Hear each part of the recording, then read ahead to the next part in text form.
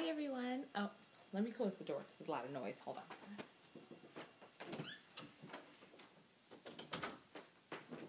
All right, I'm back. Sorry I haven't done a video in like I think 9 days, but after the first few videos I did, I actually was doing stuff, and now I have visitors over, so I've been pretty busy. Schoolwork, completely swamped with that, but I kind of also wanted to wait a little bit because there wasn't that much progression. I mean, there still that isn't really that much difference between from when I first had my surgery 2 weeks ago on March 29th. It's a little longer than 2 weeks, like a day over 2 weeks.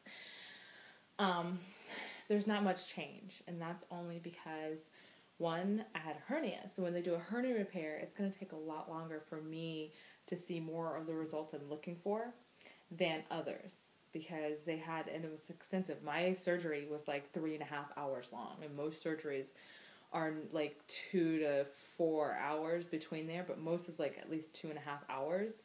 But mine was really long. The longer it takes for the surgery, the longer it takes for you to heal, I hear. So it's taking a little bit longer. I'm able to stand up pretty straight now because he told me not to start standing up straight until my 2-week mark, which was yesterday. So he said over the process of the next week, go ahead and try and stand completely straight.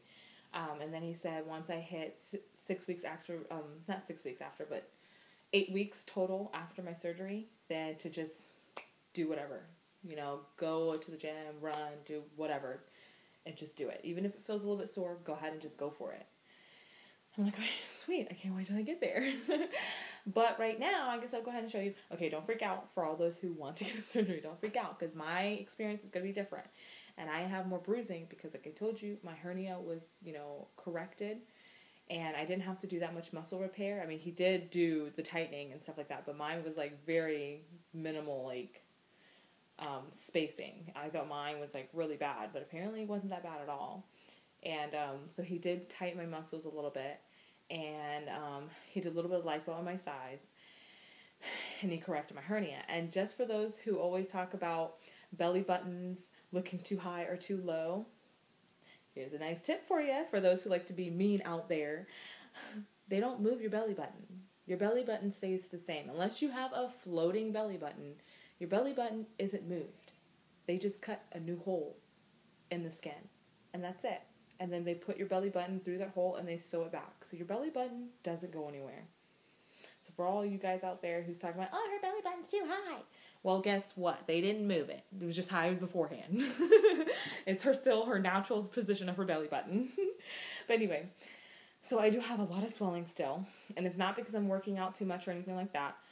It's mainly because, and I have bruising, because when they did the belly button, the hernia and all that, there's a lot of bruising. So I do have a lot of bruising right here. It's still extremely swollen. I mean, you can see, it's like, I don't know. It's just, yeah. But I do have to lotion because I guess because the skin's so tight, it's dry faster. And I have a lot of bruising on my sides. I don't know if I got a good shot of that last time. And then I have another one on this side. And you can see how swollen it is. Like if I guess I can tilt it a little bit, you can see how swollen it is. It's like I'm like a couple months pregnant. And I do have bunching right there. Anyone who has this bunching, I mean, we all know that your muscles are separated. Not really separated, but they have the fascia or whatever it's called. I can't remember what it's called, but the white in between your muscles. That's how you get this six-pack look. It's because when your muscles get bigger, they pop out more, and that separation, the lines in between them, creating the pack, is because of that line. And when he did all my stuff, the swelling is causing them to puff up even more than normal, so the bunching closes together. And they said in about a couple months or more, it'll all flatten and even back out. My scar is very low, I'm not going to go much lower, but this is as low as my scar. I mean, it's pretty low. And it is very not visible. Right here. See? And then a little bit right here. Right here. And that's it.